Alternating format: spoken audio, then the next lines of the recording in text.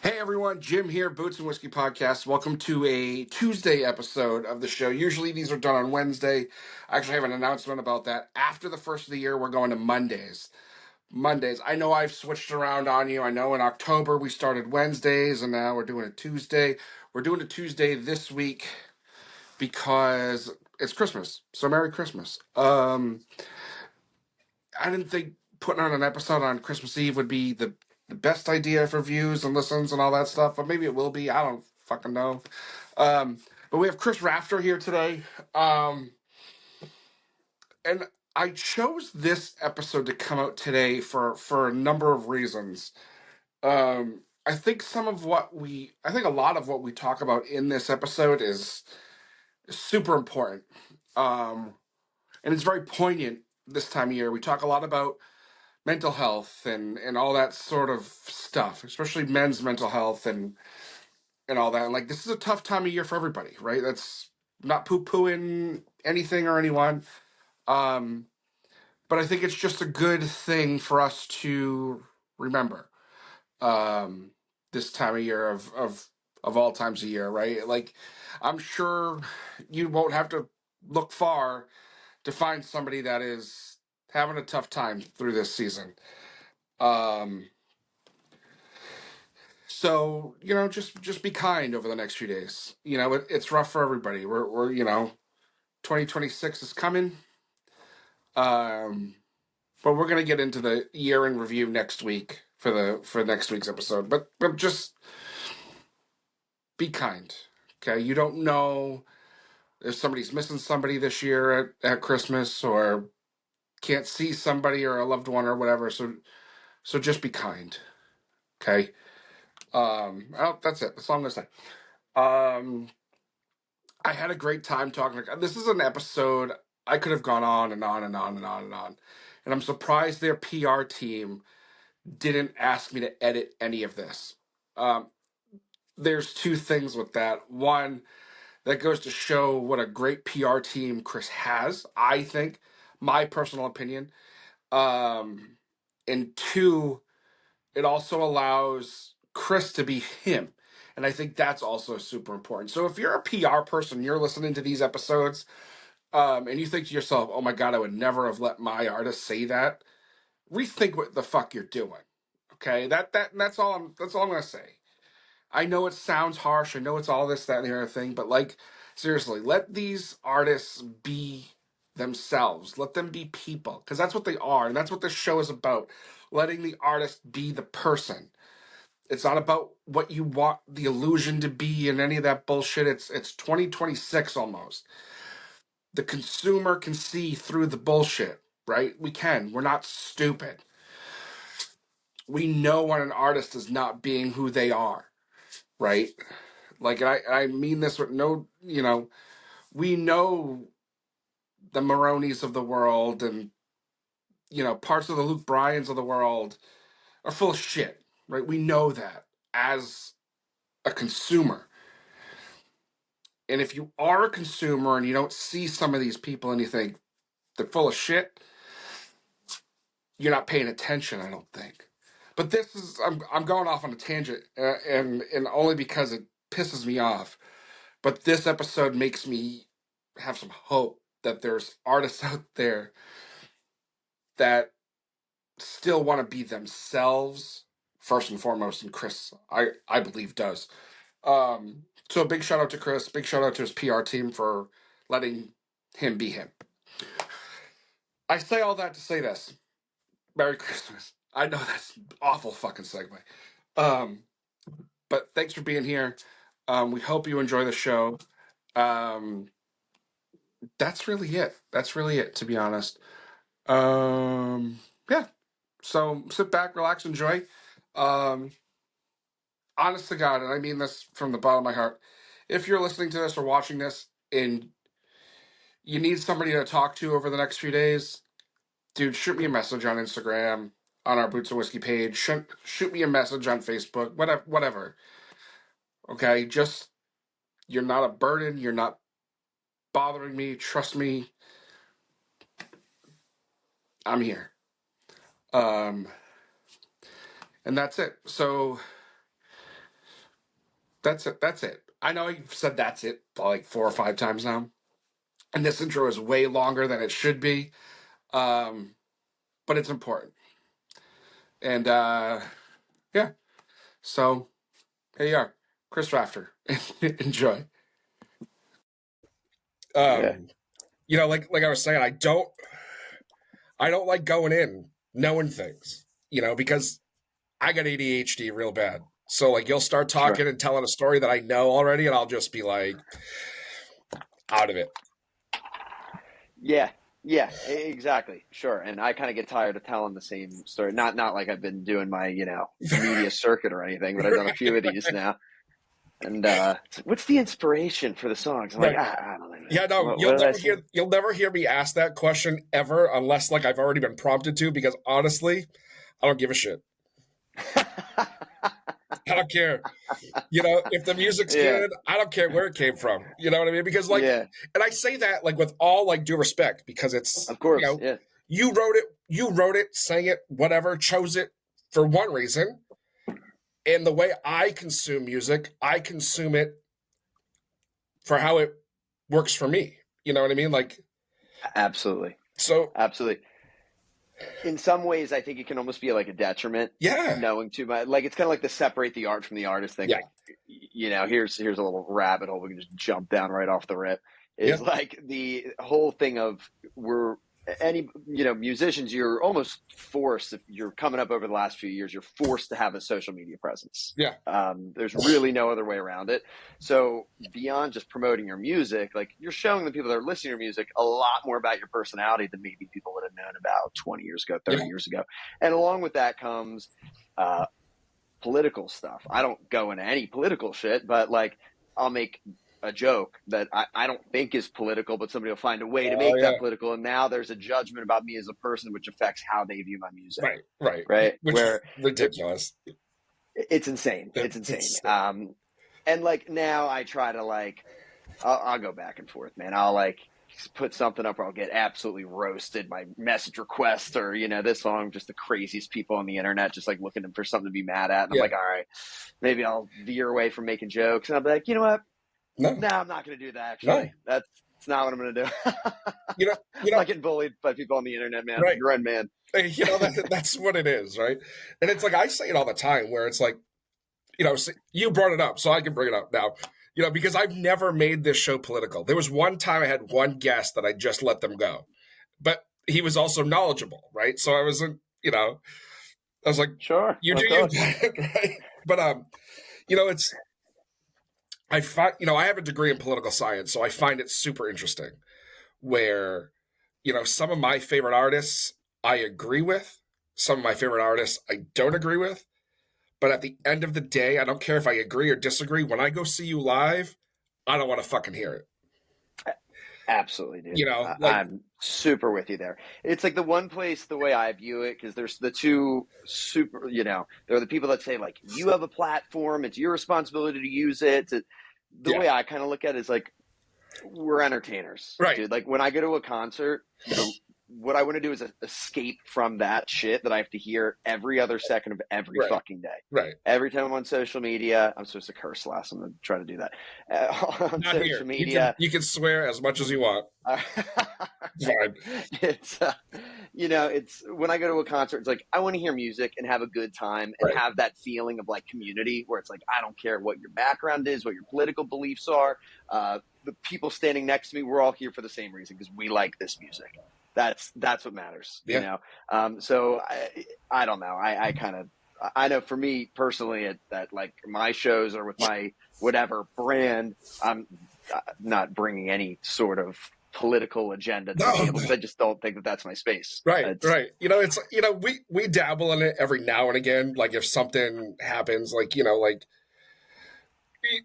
whatever. But like I feel like I'm on my side of it. I can get away with it a little more without it being a thing. But even then, like people will, the perfect example, because it's the most recent, is like when Charlie Kirk was assassinated, like I put something out there and like, you get a couple of comments like, oh, leave it to the music and blah, blah, blah. It's like, this is a major historical event, regardless of side. You know what I mean? It's like, I post everything, something about the 4th of July every year, or, you know, whatever anniversary it is. It's, to me, it's no different. But, you know, it's, you know, back to the music and seeing it live and all that. Like, there's also artists where, even like for what I do, like I don't want to say I try to stay away from, but like I won't necessarily be in a hurry to see live if I know I'm gonna get preached to. Yeah. You know? Yeah. It's like kind of funny, dude. I Yeah. think like in country music too, like it's almost become like a prerequisite. Like you see like a lot of these country dudes, especially, and I don't know if this has like always been, I've noticed it over the last few years, even if it's not like a political thing, like everybody's got to have something to like pontificate about. So Yeah. like whether it's like the underdog story or the like Yeah. everybody's got to have something to pontificate about. And it's just like, dude, if we just make like really good songs, like Right. really good songs, put on like a really good show, you don't need all that bullshit. Right. Like you don't need, you know, rain coming down from the rafters, or maybe I shouldn't have said that because one person. You don't need like these theatrics, and the same thing goes for like pop music and stuff too. But Yeah. in country, there's a lot more of the pontificating. Like it's a lot more of the like, you know, there's got to be those big breaks to like talk to the audience and have like a big message, give, whether it's even a God thing. And like, look, dude, I'm a Christian dude, and I view it as my responsibility in my everyday life to maybe try to bring some Christian values and maybe attract some people to that. I don't think it's my responsibility to go on stage where people are paying to come see me do music and try to introduce them to Jesus Christ, you know, there. I just don't think that's what people are paying money for, and I think it's a little bit of a bait and switch, you know, to do something like that. You know, it's funny you say that because, like, and this is totally off. Like, this is what this show is. We're just like totally off the fucking rails already, right? This is great. I love it. But I remember I was in high school and we had a family friend who was a firefighter who passed away not in the line of duty, right? And tragic accident, whole 9 yards. At his funeral, the pastor, preacher, whatever, I don't even know what denomination it was. It wasn't Catholic like we are up here in the Northeast, but it was something else, right? And like it was like trying to convert people to whatever their flavor was, right? And like I remember my father was pissed. He was like, we are not here for that shit. Like, just get to your point and let's go the fuck home. Right. And it's one of those things, man, with like all of that stuff, this is something I learned in AA actually during my little stint in AA. I learned we'll get to that. Attraction. Yeah, go ahead. We'll get into it, but you went to AA? Oh yeah. Oh, we'll get into that because I have I'm not like, you know, whatever, but like we'll get into it. Go ahead. Go tell your story. We'll get into it. I had to preface it with that, or else people would be like, "How does he know this is from Where does AA?" this come from? But yeah, this is a great message. They talk about attraction rather than promotion, right? So it's like the way I kind of see stuff, and this is from being close enough to the industry to kind of know some of these stories that happen behind closed doors, but not close enough to see exactly how it all works, or to be at these like round tables where they're like, okay, this is the person you're going to be to the public, and then this is you be whatever the hell you want to be behind closed doors, right? But like I know a lot of it is a little bit of smoke and mirrors. We're building, it's character building. And this is across all genres and across all of entertainment. Really, it's like one of my good buddies said that like entertainers are just WWE characters. Like they just, you know, you find like their little thing and then they build off of that, and it's kind of got to be like condensed and distilled enough to be easily absorbable to the public. So like we know, like, you know, the Undertaker is like, you know, well, they're depending on his phase. I don't know if you're WWE guy, but it's like he's like the goth coffin graveyard dude, and then he's American badass, and he's like the motorcycle kind of dude.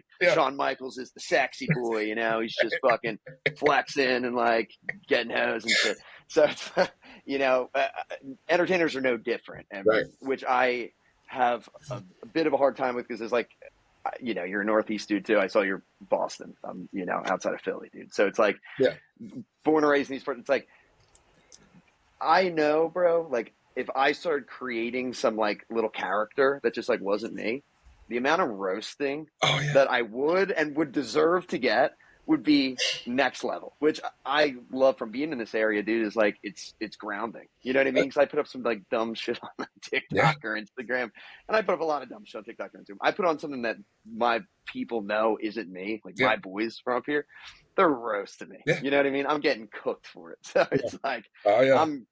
an authentic me is going to happen by default, just because of, you know, this is how there's not really an option up here. Like, you're going to be who you're going to be, you know. You know, it's funny because like it's the same thing on this side where like I've built like a sort of persona in a way, right? Because you have to, right? This, even doing this, I'm still playing some sort of a character, right? Like, I'm not a fucking redneck hillbilly that wears a cowboy hat everywhere I go, right? And I don't say those words to be offended to anybody, but like, Sure.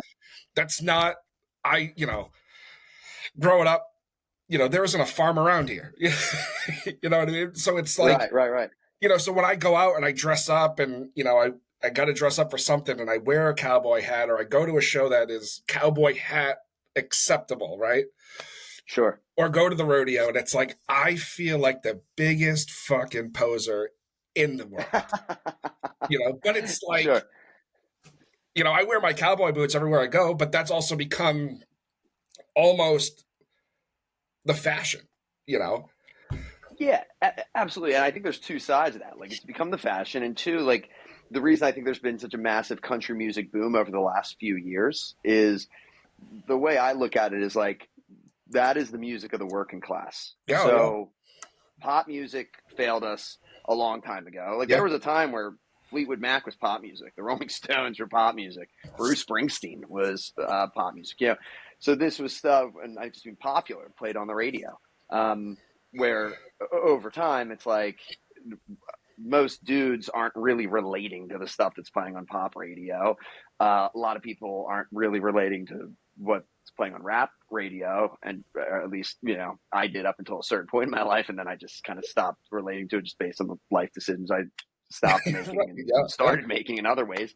And yeah, I think country music was kind of a voice for that. Mm-hmm. So even though a lot of it comes from the South and a lot of the culture comes from the South, that's like widespread. There's a lot of just, you know, guys and girls that are like, this is where I find myself relating the most. And yeah, man, it's kind of what I see, like, how I make music. It's like, I don't see myself as a country artist, to be honest. I think I definitely fell into that country niche, especially with like the last project I put out, and the music I put out so far. But it's like, I'm working on my next album now, and it's like, dude, my thing is, I grew up outside of Philadelphia in, you know, working class family, working class area. That's who I make music for. Like, that's what I want to do it for. You know what I mean? In my eyes, it's like, I don't think there's really been somebody who's like really nailed that, like, since Bruce Springsteen. You know what I mean? That I can think of. So I just kind of want to be a Northeast dude putting on for the Northeast exclusively. You know what I mean? And hopefully that spreads well beyond that. But, you know, I think getting back to what you were saying, that, I mean, the country music thing, it's a culture, dude. The hats, the boots, and look, it's badass. It's cool, man. That's why I dressed like I was freaking from North Philly when I was like, you know, 17, 18 years old. Not because I had any business dressing like that, but because it looked cool, dude. I wanted to look like a rapper. Right. It was sick. Yeah, you know, and it's funny because, you know, going back to what you were saying, you know, even 10 years ago, right? Let's see, my son's 10. Maybe within the last 15 years, right? Especially up here in the Boston area. Like, if you would have told me 10, 11 years ago that I would be doing a country music podcast, I would have laughed my ass off at you, because I hated country music. Like, because it doesn't resonate. You know, it wasn't there in my life where it was like, oh, I get it. You know, it was always classic rock. It was the jam bands. It was everything other than country. You know, and even growing up, there was no country music in my parents' house at all. You know, we got a little bit of Garth Brooks every now and again, but Garth Brooks might as well have been a rock star in the 90s anyway, right? Totally, dude. So, you know, it wasn't until, you know, I started having kids, got into a a serious relationship, got married, that's when for me, that's when I got it. Yeah, dude, I think what I thought country music was 10 years ago was you'd flip on country radio, and at the time I think it's a lot of like Florida Georgia Line, Yeah. Luke Bryan, like Blake Shelton, and I'm listening to stuff and I'm like, this is just like hillbilly rap music, dude. Right, Like right. this is like, and Right. that's no disrespect to that No. stuff. It was not anything that I could relate to, it just wasn't how we came up. What got me into it was I had a buddy show me, because I've always been a songwriter. So I've played around in different genres, but my songwriting style has stayed pretty consistent, pretty autobiographical, pretty honest. And it's just kind of been what production style is going to accompany that. And like 2017, 2018, my boy put me on the Jason Isbell. And I just heard the name and I already wasn't trying to hear it. So I'm thinking like Jason Aldean or whatever. Like I didn't really know these people's names, but they all just kind of sounded like one person. I'm like, dude, I don't like that stuff. I listened to Jason Isbell, man, and I'm listening to the Southeastern record a few years after it came out. And I'm like, this is the best songwriting I have ever heard. And then shortly after that, Tyler Childers has that YouTube thing. It's like the black and white YouTube thing. I forget, but he played like Nose of the Grindstone, White House Road, Follow You to Ver. Yeah. Man, all the this songs is country. you won't play now. Yeah, I know the songs you won't play now. Exactly. I think he'll do like Follow You to Verge. Yeah. But I'm hearing this stuff and I'm like, this is the stuff I'm talking about. He's talking about the problem of pills. He's talking about, not living up to parents' expectations, kind of being in this next weird generation, and all these, and he's like cursing. And I'm like, wow, he's talking the way I talk. So that kind of gave me a whole new perspective and kind of opened the door to this. Now they call it like alt country, which is kind of what they, classify my stuff as currently. But that like a whole new world. And I just kind of look at it as like phenomenal songwriters. And they just kind of, put a country tone on the production, but really you could produce that stuff anyway, man. Those are great songs. Yeah. I was gonna comment about your style and your sound and all that, because it is very much in that realm, I think, right? It's how do I put this without dissing anybody? It's what I think a lot of people strive for or are striving for that comes out phony, but for you, it's not. Like you can tell, like that's just how you sing. That's just how you sound, right? There's no like trying to be Zach Bryan or Jason Isbell or, whatever, right? There's no trying to be somebody you're not. Yeah, I appreciate it, man. I mean, because and it's funny, like when I listen to my own stuff, which I never do. Same. I never do. The only time I hear my own stuff is in the rehearsal room and I'm hearing myself back through the speakers. But sometimes, like when we're mixing a record and I'll hear my vocals on, I'll be like, was I doing a little bit of twang by accident just because it felt necessary? You know, like I'll hear it a little bit in my voice and like, it is what it is, but I'll be like a little embarrassed by it. But overall, I think that's probably because I've been writing songs since I was 13. I'm 30 now. So, I put Havertown out, or Chaotic, I guess, was the first track I put out at 27, almost 28. So that was really 13, 14 years of figuring out really like who I am and what I sound like. Like I envy the dudes that are 18 and already got their own thing, like their own voice, their own cadence, their own style of writing. Because for me, it took a long time to just be comfortable with like, this is just how I sound. I listen to a shit ton of music across a ton of different genres. I have a bunch of different vocal influences, writing influences. At the end of the day, it's like I try not to just write the stuff that I think is going to be a hit because it's always going to sound contrived. Right. I try to just write the stuff that's the realest to me. Those are the songs that kind of fall out the easiest. And now the whole thing is like how to produce them. This last project, we produced it ourselves. I don't love the sound of it necessarily, but I'm constantly going to be my biggest critic. Like Right. I always think it could sound better. So it's kind of what the thing is this year is just making the track sound a little bit better and, but keeping that I guess authenticity. I hate that word now. It's so played out, but Yeah. keeping it real. I find it funny that you said it out loud and admitted it, and I love it that you don't listen back to your own stuff, because I think, because like people rag on me all the time. They're like, "Oh, did you the episode came out? Did you listen to it?" I was like, "No," and they're like, "Well, why not?" I was like, "Because I was there. Like, I know what was said. I know what happened. I don't need to hear it again. Like, I just don't, right?" And I've only heard one artist say it out loud that they don't go back to listen to their own stuff, and that's a guy named Matt Nathanson. Have you ever heard of him?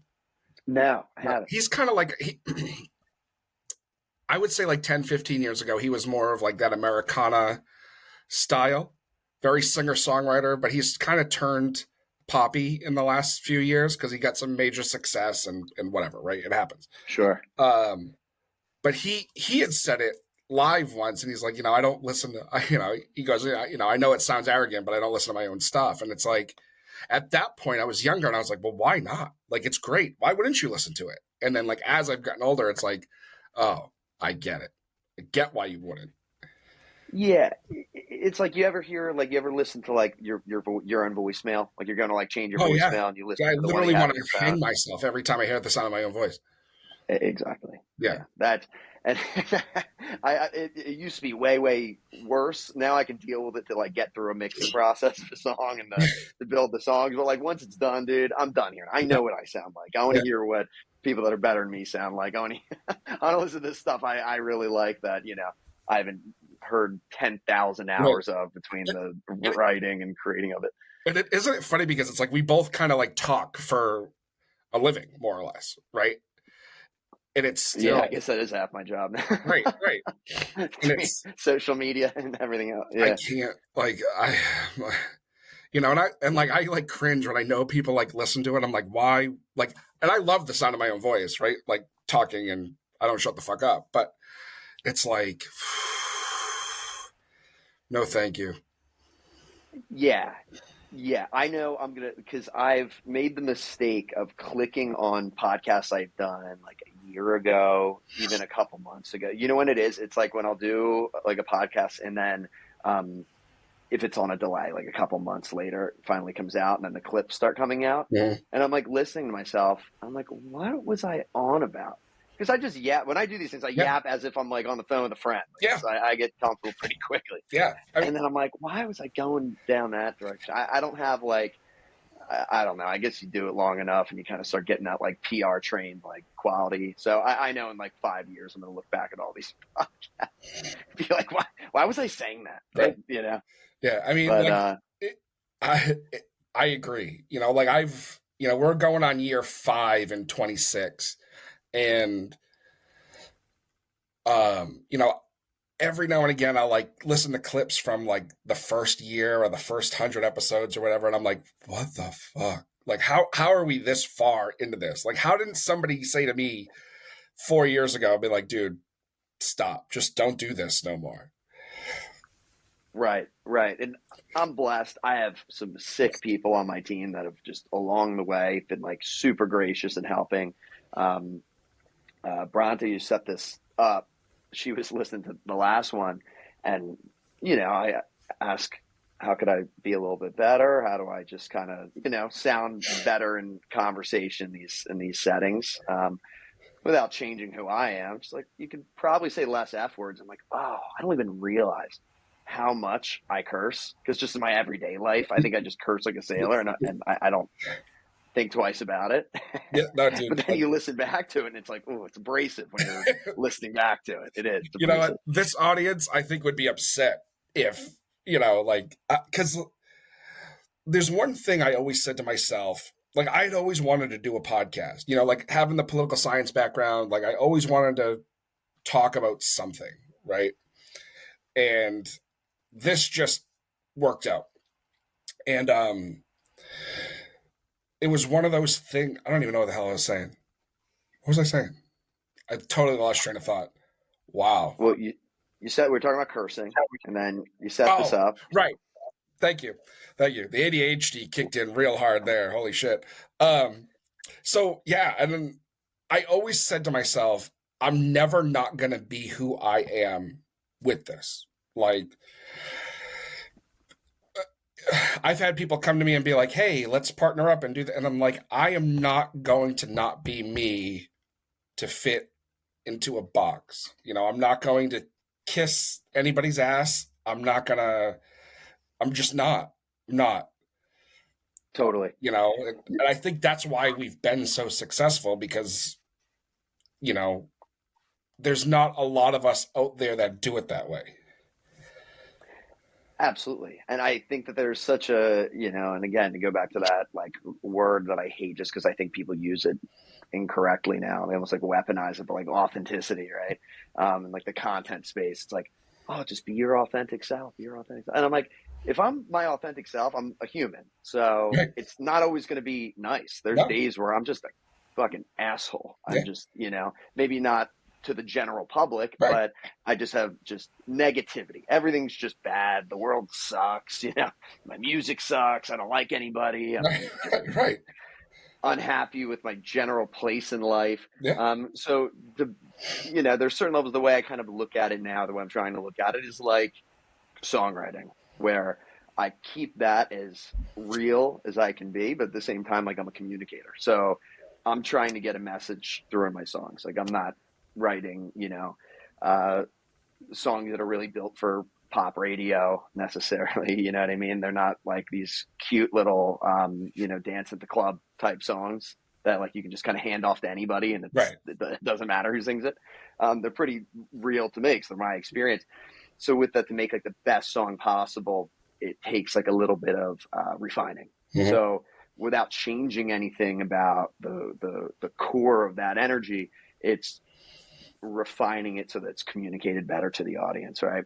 And that's, I think, the biggest thing that, as a communicator like you and with the pod, me as a songwriter, it's like, however we can tap into our audience the best, whatever is going to be the realest thing that we can deliver while still, giving them entertainment, something to want to listen to.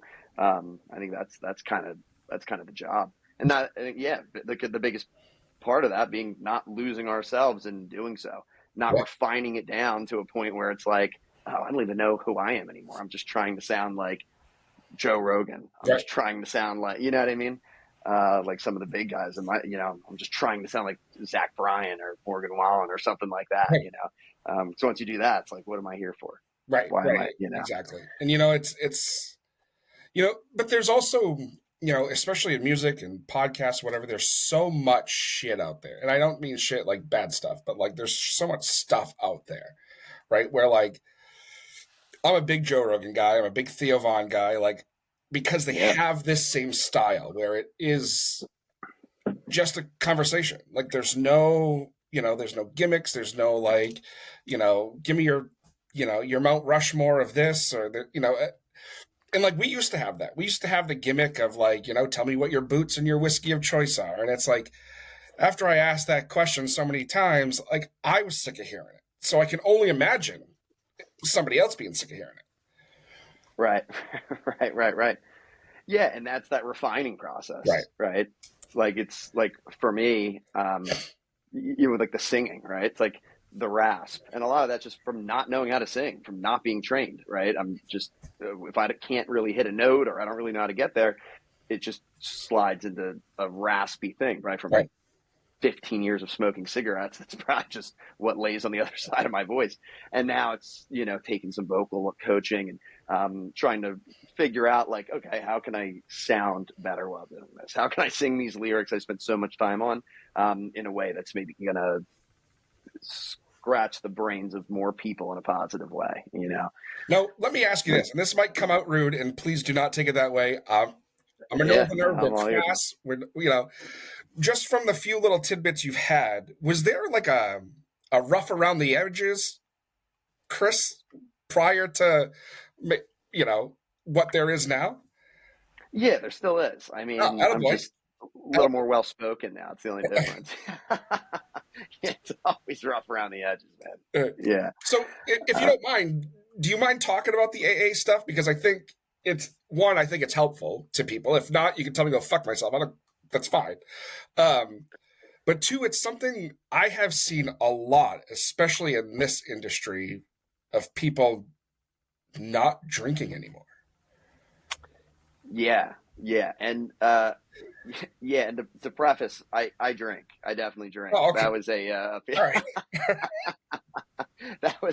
that was a period I was in with the AA. But yeah, I mean, when I was a younger guy, like 13 through 21, 22, yeah, I was pretty. I think I think like a lot of guys, especially that when I say guys and girls, that there's just kind of that hole there. Yeah. And like another AA thing, they call it God-sized hole. You know what I mean? And you're trying to fill it up with as I'm like saying this, I'm like, this is what's going to get clipped. This hole I'm just trying to fill up with anything. But it sounds like the tag of an OnlyFans. Yeah, I was just gonna say, yeah, that'll be the part that gets memed. Your PR team can be like, you can't use any of that shit. You can't. You're not releasing the episode. If I get an email like that, it's the first episode that's going next. I'm just telling you right now. Yeah, but for me, it was like I found alcohol and and pot, and then kind of into pills, and that was like my savior, man. I mean, that just made life easier. And to be honest, it still does a lot of times. Yeah. Like, you go into something, especially now, not like things are like popping off or anything, but like every month things pick up a little bit more and a little bit more, Yeah. Like I was in Nashville for the first time like a month ago, and my manager's based in Nashville, and I was down there taking some meetings and doing the showcase and stuff like that. I'm in some environments with people that are way above me in in this space, and it was intimidating. And like, easiest thing to do, man, is go to the bar, have a few beers, you get a few in, you're like, all right, you know what, I'm okay here. Mm-hmm. I'm all right here. The difference is, I think, as a younger guy, I was a pretty aggressive dude. Yeah. And, that kind of took a different form, where now having those few beers is, it can be a casual thing. Not that I don't go out and still get hammered every now and then. It's still a fun time. But when I was younger, it was like, I would get in trouble. I just me and my, just, we were just bad kids, dude. Yeah. My friends were just bad kids. So, you get arrested a few times, some stuff happens, and AA kind of becomes, put in your face. And I was in the program for a couple of years, and taught me a lot.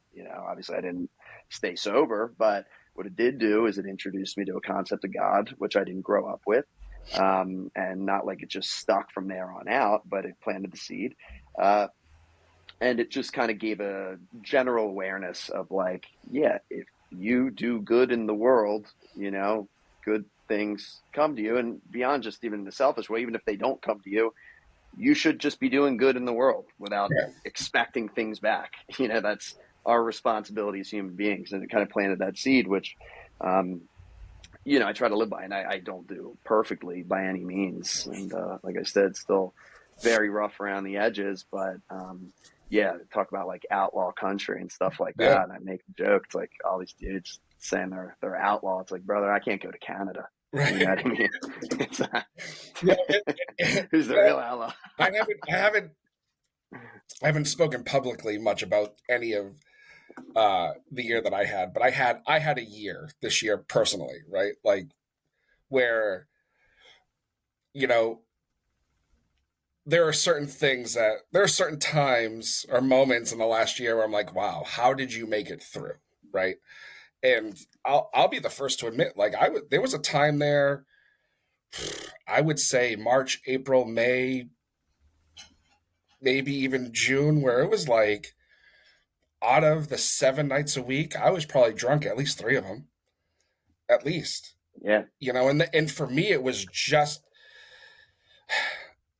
it was safer for everybody else. And I say that like it sounds threatening, and it's not, but it was safer for me to swallow the demons than to act stupid elsewhere, if that makes sense. Yeah. You know, like, not that I would ever harm anybody. I'm probably gonna have to edit the shit out of this now, but like, you know, it's none of that. Like, it was never a, you know, harm myself or anybody else. It was like, you know, this is how I'm gonna function through the day without mentally collapsing. You know, Yeah. and it sounds stupid because it sounds like an oxymoron, but like, it helped, you know, and it sucks that it helped, right? Don't get me wrong, but it's, you know, it was definitely better than the alternative, 100%. Dude. Yeah, yeah, absolutely, man. And it's tough, man. It's like, you know, I always kind of look at it like it's not necessarily like we have these tools here that aren't necessarily like positive tools, depending on how you look at them. Yeah. The drugs, the alcohol, Mm-hmm. like whether it's whatever it is for some people, eating, sex, you know, Right. overwatching TV, video games, Yeah. like, and especially as time goes on, these things are just more and more and more prevalent, and like there's just more of them. So there could be people like, you know, me and you sound like kind of old school guys. It's like, you know, drink some brown, push it down. You know Mm-hmm. what I mean? Yep. But you know, it's the same thing for the dudes that are like going and just going on like these streaming thing. I don't really know how streaming works, but it sounds like there are people that go on streaming and they just watch these streamers like live their lives, and Yeah. will just sit on there for 12 hours and just watch somebody else live their lives.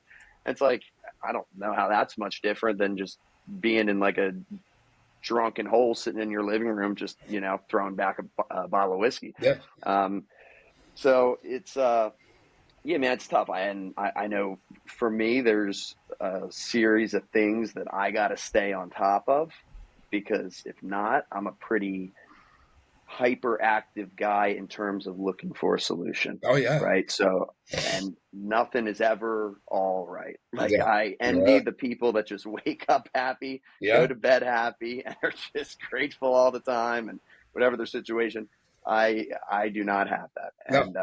And, you know, And, so, you know, and this is going to sound back to being preachy, right? But this is going to sound preachy. But like, I think it's important for, you know, we talked about earlier, like what to say and what not to say on stage, right? Like, I think this is one of those things that I'm not saying you have to, right? But these are conversations that are important, especially for guys, you know, because we're taught, you know, we live in a society, we've built a society where guys don't have emotions, right? We're not allowed to talk about how much things suck sometimes, right? We have to right. put up the facade and these walls and all this stuff. And like, you know, it's not a pissing match on who has it harder, men or women, right? But like, dudes have it tougher than I think a lot of people realize that aren't dudes, or even dudes themselves might not realize, you know? Yeah, yeah, absolutely. And yeah, and I've kind of battled with that in like the sociopolitics of it over the last like few years, especially as like podcasting has gotten bigger and you're able to hear people that are, you know, like I listen to people that are way smarter than me talk about these. Like, I was listening to literally just an hour ago in the gym, I was listening to dude Scott Galloway on the Chris Williamson podcast, and talking about this exact thing, and kind of the tough things about being a young man in this time, and everything is weird. It's like, you know, dudes are having sex less, they're moving out of their parents' house at a way lower rate, they're doing less, they're going out less, and even into like the kind of sober thing, right? Like, more and more people are putting away alcohol. And Yeah. he kind of had a funny take on it. He's like, I think, you know, people should, I don't think this is beneficial for guys. And he's like, you know, we're not drinking and then they're not going out. He's like, talking about when he was growing up. So Scott Galloway, and I'll try not to misquote him, but essentially he's like, you know, going out, having those few drinks gave me the confidence that started up a lot of the friendships, a lot of the relationships, male and female, Mm-hmm. that allowed my life to, you know, flourish. Where without that, without meeting up at the bar, having, you know, going out and having beers, having those few drinks that give you the liquid courage to go talk to that girl that could end up being your wife, you know, It keeps a lot of people inside or just in their own worlds.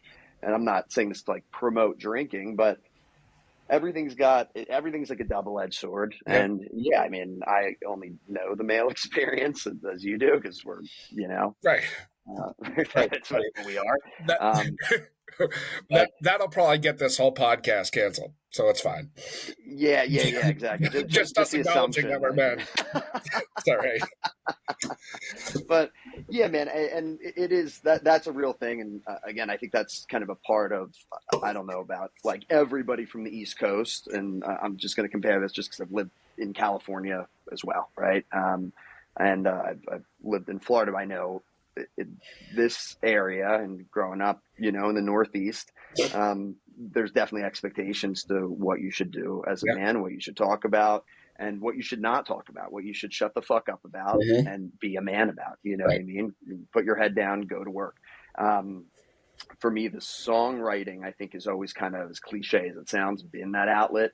It's like you listen to some of these songs, like, it's funny because some of the least streamed songs are the ones where I'm just like pouring it out, dude. Like Life Goes On, 2017 on the album, or, kind of the least popular, but it's like, I was in some dark periods when I wrote that. That wasn't that long ago, man. That was like in the past year I wrote, or Life Goes On, I wrote in the past year. And that's a pretty dark song. And that's stuff that I would never say out loud, but for whatever reason, putting it to a melody and singing it kind of gets it out there without me feeling like I'm like losing my, my masculine card. And I don't know what that says about me. I'm not saying that's right, but now let me ask you this, right? Yeah. And this is only something that I've had to deal with myself in the last year and some change, right? Where, and I don't know what your status is with all this, but like talking about that thing as guys and, whatever, like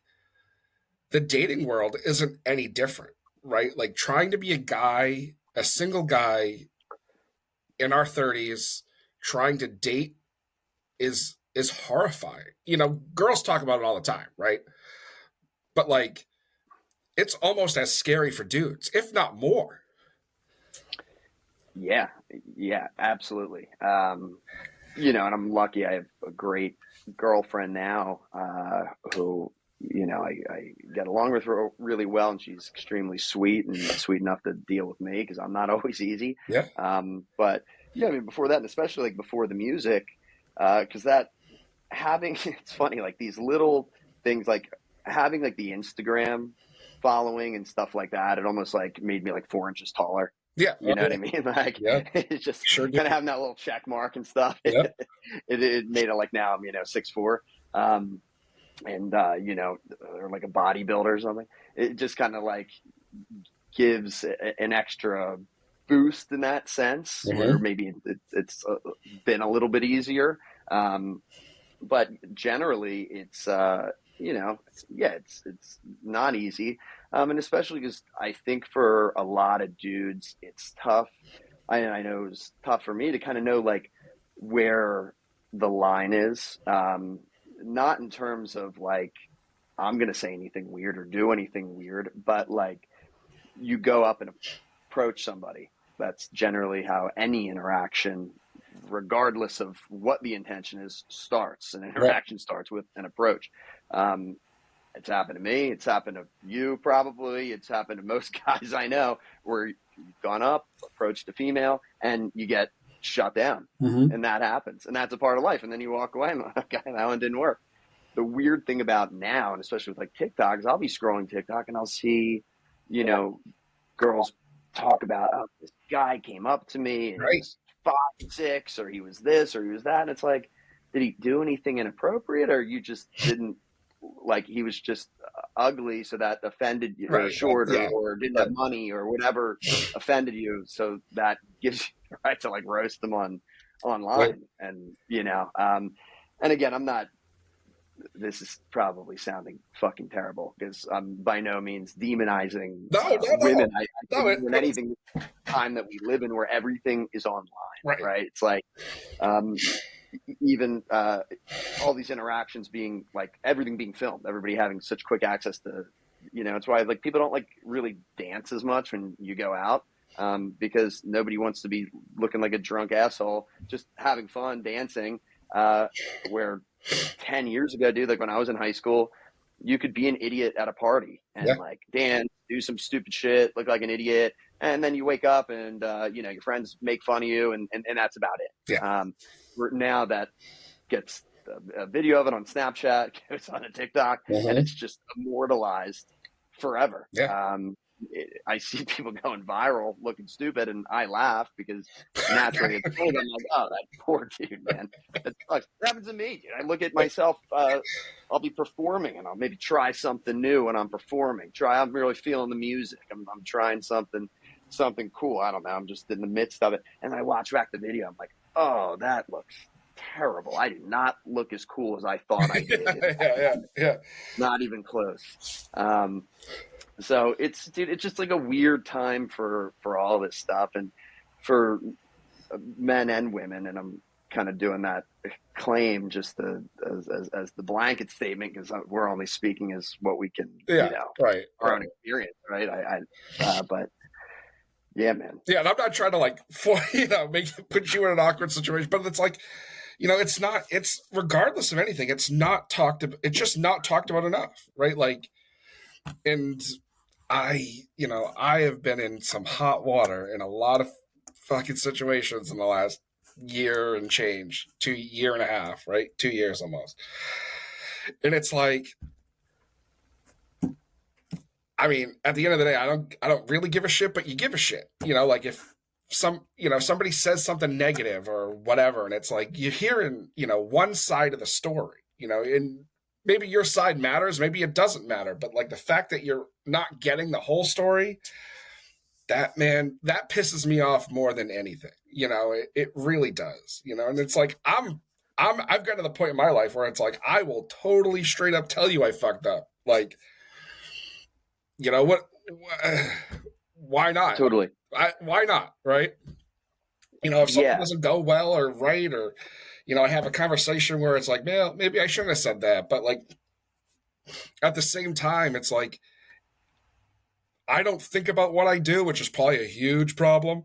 But at the same time, like, I'm not sorry that I said or did something, because there had to have been a reason why those things were said or done.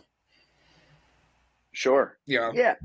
Even if it was right in that moment. Like I say stupid shit all of the time. And when we have social media, it's very easy to like paint people into these 2-dimensional boxes. Right. As if we're not complex humans. Right. It's like, if somebody sees you on social media, and they see, a clip or something that you post or something, whatever it is, it's easy to just take that 15-second excerpt of your life or your thinking at that very small moment in time, even if it's misspoken or even if that's not even an idea you carry anymore because you've grown from that in the past 24 hours or a week or a month. Right. And it's easy to just paint like, oh, I know everything about this person. This is a bad person because of this. And it's like, dude, I've done dumb shit. Like I posted one that I just didn't understand what was happening with like these protests happening like 7-8 months ago, whatever it was, because I don't really pay attention to, what's going on. So I made some posts about the protests because I just took a video of my town, all these people with these signs, and on the other side of the street, there's counter protesters to those protesters.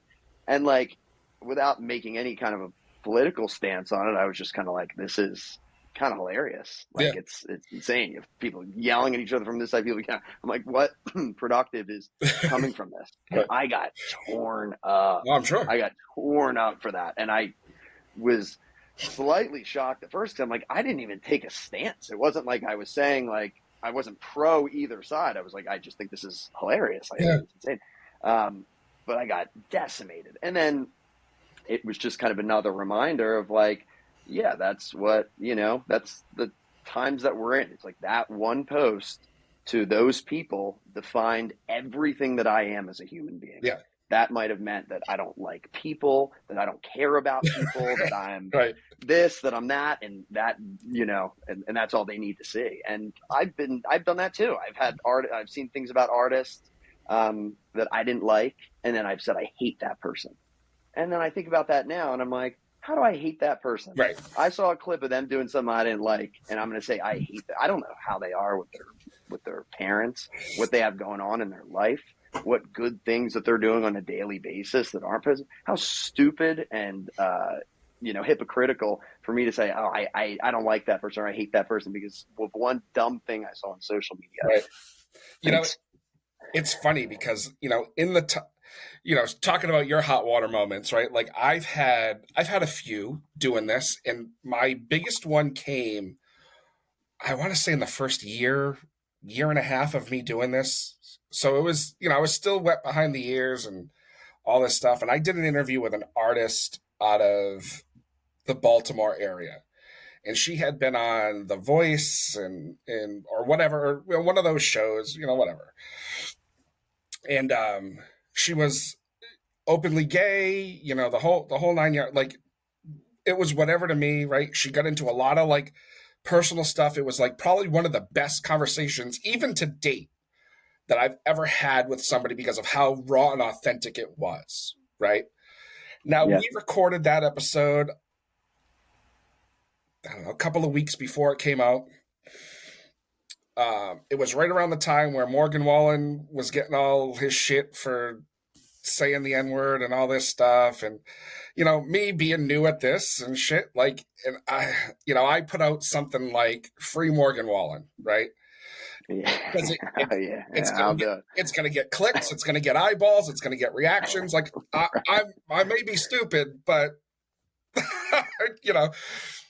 So nothing was said from this person. Like, I released the episode, and I get this like fucking Bible long paragraph about how much I'm a racist, I'm this, I'm that, I'm all these things, and I'm reading it and I'm like, what the fuck? Like, and then she gets to why.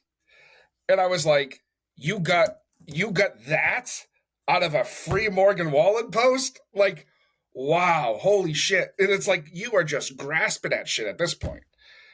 Right? Right. And it's like, so like, that was the one and only time I have taken down an episode and pretended like it never happened. And only because, and I say that to say, only because of how new at this I was. Right? If that happened now, two things. One, the episode's going. I don't give a shit. And two, like, I have learned either the hard way or the easy way that I cannot apologize for being me. Not that just made me sound like I'm a racist. That's not what I'm saying. No, at all. But like, the content I put out is me, like, I'm not going to put anything out there that I wouldn't say to my buddies at the bar. And people give me shit about that all the time because they're like, you have a brand. I'm like, yes, this is the brand. Fucking around and finding out is the brand. Like, what do you want? Right. And that's, again, going back to that like authenticity thing, right? Why it's such a fine line, because then at the same time, you see a lot of people building massive careers strictly off of controversy. Right. So they lean into that for, whether it's on purpose or whether that's just a effect of, them being them. It starts working and it's like, all right, double down. They've been able to build diehard fan bases and, for doing exactly that. And the internet's this like toxic, like fucked up place in the sense that you now, especially with like social media, you almost kind of need to have some bit of that to get people commenting, to get people sharing. It's very rare, and I'm not going to say it doesn't happen. It's just rare with the saturation of, musicians, of podcasts, of all these things that people are going to be interested in what you have to say without something that's like controversial, clickbaity. You know what I mean? Even if it's not on purpose, but that's the stuff people want to see.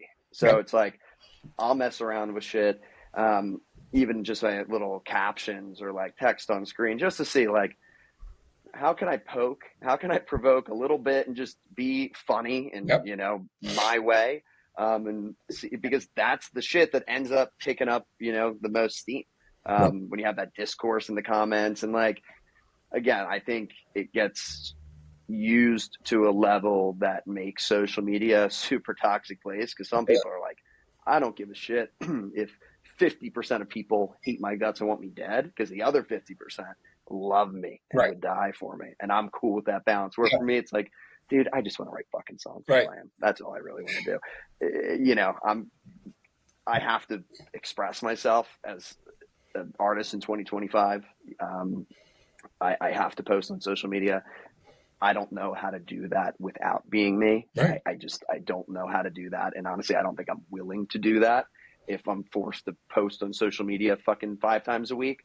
Like, yeah, I'm going to come through unless somebody is like doing it for me, which I don't think I'd really want either. Yeah, I'm not a brand that's been created and, I guess, turned into something where it's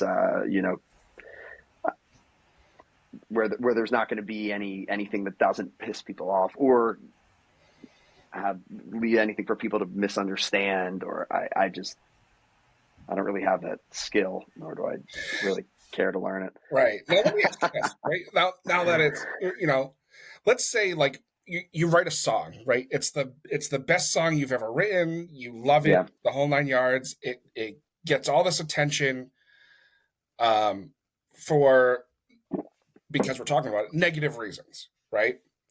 For you, it's a song that is near and dear, but for somebody else or for a group of, a percentage of people, it pisses off, right? What do you do in that situation? Do you take the song down? Do you just say, "Hey, like this is my art. If you don't like it, you don't have to listen." Yeah, no, I absolutely would not take it down. Yeah. Absolutely not. Like if I wanted to live that life, I'd have a corporate job. That's always my answer to anything that has to do with that. Look, man, I'm a man. I can accept where I've been wrong. Yep. I can accept when I say something that maybe I didn't understand the implications of what I was saying, and that, it's deeper than what I thought it was, and I've hurt feelings, whatever. I've never gone on and done a fucking public apology, because that doesn't do any good either. Nope. All you can do is kind of learn from stuff and move on. If it's a song, and that hasn't happened, and maybe it will at some point, I don't know.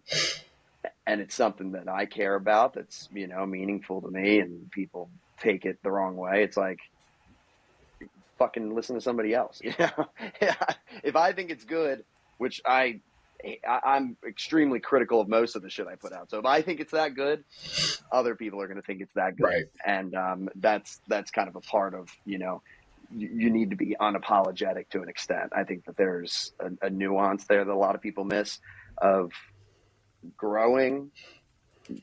I would say I'm not married to any opinions. I try not to say anything definitively, like, oh, I will never do this, or I never say that, or, any like super hard beliefs or anything like that, because as life happens, you change. That's how life should be. But yeah, if I wanted to get bullied by fucking faceless people on the internet, you know what I mean? I'd go get a corporate job and get bullied by my boss instead. Yeah. Yeah. No, and at least, that's have very, a solid paycheck. That's very true. Yeah. I work in a corporate world, and you're absolutely right. So now I guess we should talk a little bit about, your actual music and, and all that, Yeah. seeing you are here. So, now that 25 is pretty much over, we're starting 26. This is probably I don't know when this is going to come out. I'm not going to lie to you. Probably sooner than you think. But like, what does 26 look like? When it comes to music, going out on the road, whatever. As of we're sitting here right now, the first week of December of 25, what is 26 looking like for you? Yeah, so I mean, I can plan as much as I want, so it's hard to tell how the cards end up falling at this extremely early stage of my career, right? I know the big things for me are, putting out better and better music. Like, that's the number one thing, and it's easy to lose track of because of all the other stuff, like the promotion, the social media stuff. Like the amount of time I spend on social media, it's embarrassing to say. The amount of time I spend planning, creating, and thinking about social media is probably equal to the amount of time, possibly more than the amount of time I'm actually writing and creating music now, which sucks in a lot of ways. But something moving into 26 is figuring out just a more efficient system. Because if I'm not writing every day, if I'm not creating every day, it's like, what am I doing? Right. I'm not an influencer. That's not why I started doing this, right. to be an influencer. You know what I mean? So it's finding an efficient way to make that, it's a part of the job, but not an everyday thing, whether that's filming a bunch of shit in the beginning of the month and then having enough to do the rest of the month. So that way I can focus on music. And I don't think I'm going to put, again, it's hard to say. My plan right now is just release singles.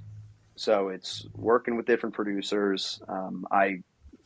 As of now, I've written everything that I've ever put out. I've written by myself. I don't, co-write. I've never been in like these writing rooms or anything like that. I know it's nothing against that. It's just the way I've always written has been just me. But just trying to keep getting better at my craft, put out better shit. And I think at the end of the day, like the music is always going to lead, right? Yeah. And then it kind of gives you that flexibility too, where like if the music's good enough and you can at least try your best to get it out there and be consistent in getting it out there. I'm not the best content creator. Some people, it's just like, they're just, for some reason, they just have like the eye for it. What looks good on TikTok, what looks good on Instagram, what's going to make it kind of take off. I don't necessarily have that.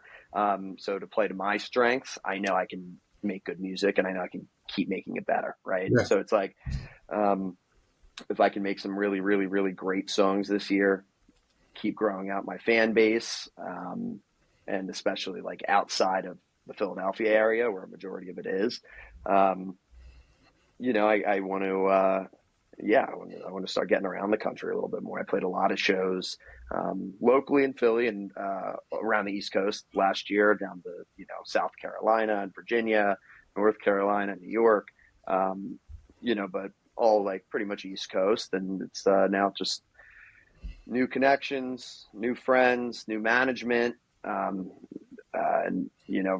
wanting to build that out. So yeah, I mean, I guess to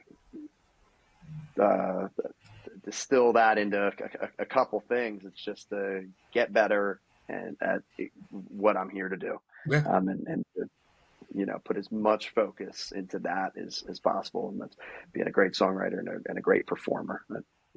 Well, I'm glad we get to chat and hear, get to know each other and let the people get to know you as a person, because like that's like when you're coming up, I think it's the biggest thing is for people to know who you are as a person so that the music makes more sense. Right.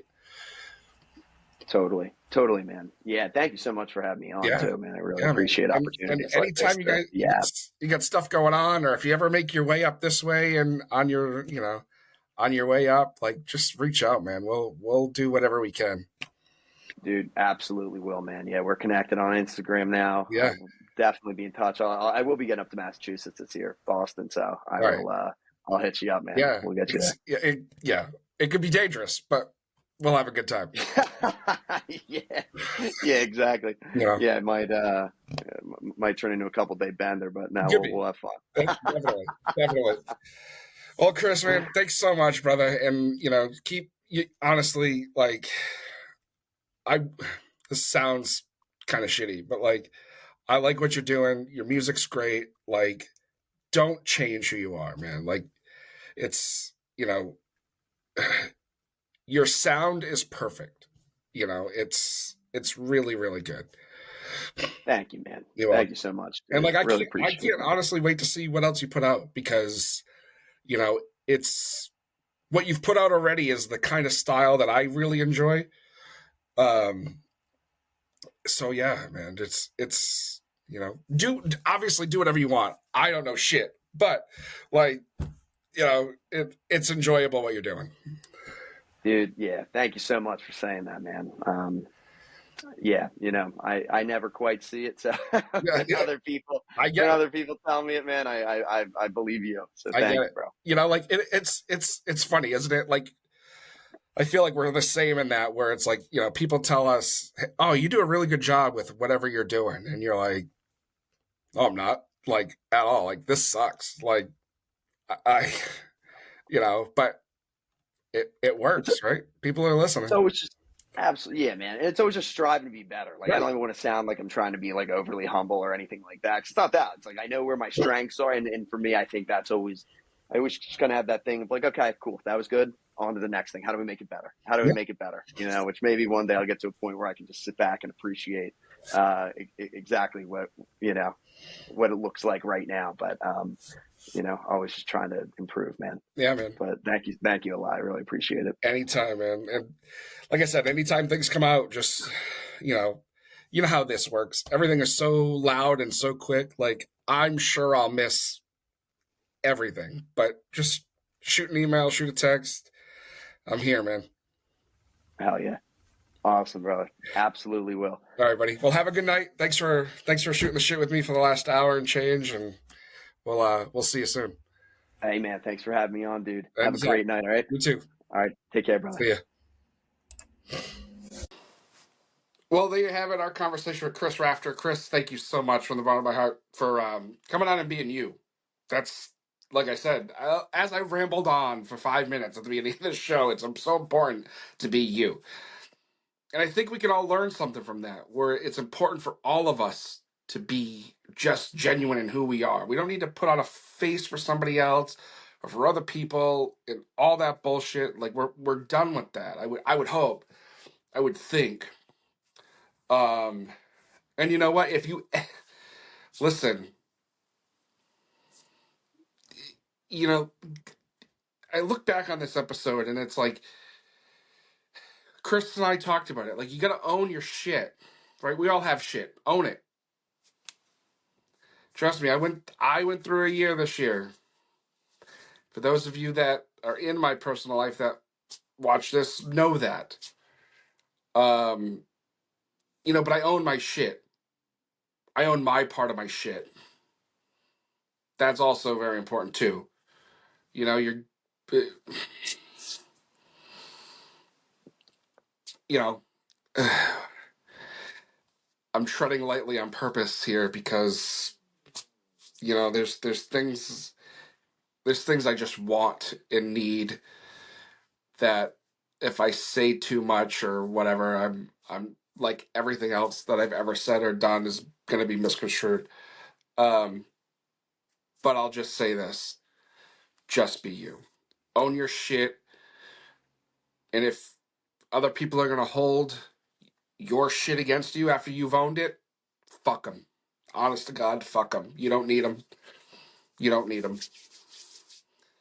Anyway, Merry Christmas. I know that's like the happiest episode we've ever had. But enjoy your time with your family, your friends. Just enjoy yourselves over the next few days. 2026 is right around the corner. Not to be cliche, but you know, if you're going through it, dude, it's time to change it. Let's change it up. And if you're struggling, and anytime anybody's struggling with anything, reach out. Um, that's it. That's it. I know. I know. I said so much, but I don't give a fuck. I don't care. You gotta talk. Gotta talk it out. You know, we're told keep it all in. Fuck that. Don't keep it in. Keeping it in will get you in a fucking body bag before you should be. Um, so Merry Christmas, everyone. Thank you so much for being here all year. We've been rattling off our top tens for the last week or two. We did albums, we did bands and duos. We're gonna do male and female artists to watch for, and we're gonna release probably New Year's Eve, maybe even before. I don't know the top 10 episodes of the year. Okay, obviously, and this is nothing against Chris or next week's guest. They're probably not gonna be on the list because unless you get beyond beyond hundreds of listens in the next week, which I would love that happen. Probably not gonna make, but that's fine. It's fine. We're fine. We're all fine. We're here. Watch, I'm gonna say that, and this fucking episode's gonna blow up. But anyway, cheers, guys. Thanks for being here. Till next week. Be good to each other. Merry Christmas.